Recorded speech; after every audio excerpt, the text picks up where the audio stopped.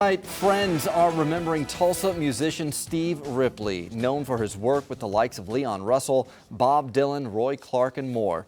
2 Works for You anchor Aaron Conrad has more on Ripley's legacy. Aaron. Well, Brian, Ripley played or had a part in the music of so many big names, I can't even begin to list them all out. His death from cancer at 69 years old at his home in Pawnee, a loss for those who knew him and for those who loved his work.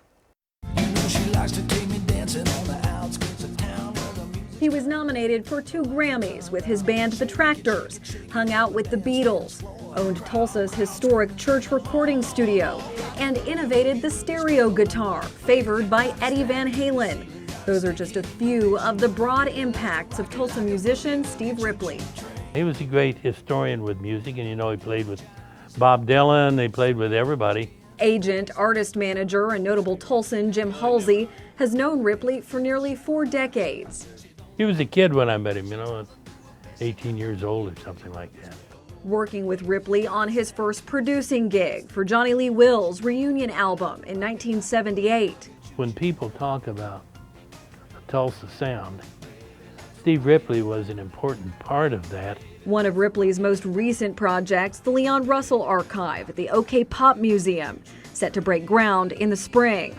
He was very critical in when we met with Leon Russell before he passed about acquiring the Leon Russell archives. And so we're working with the estate and the family, and there's going to be some exciting things coming from that. And Steve was the reason all of that happened.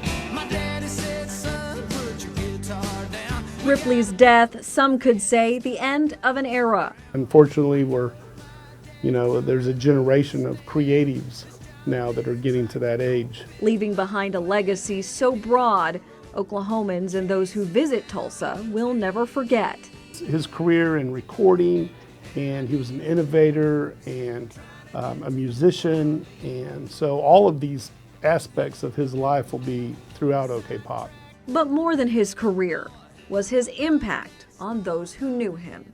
I was just happy to have his friendship and be associated with him.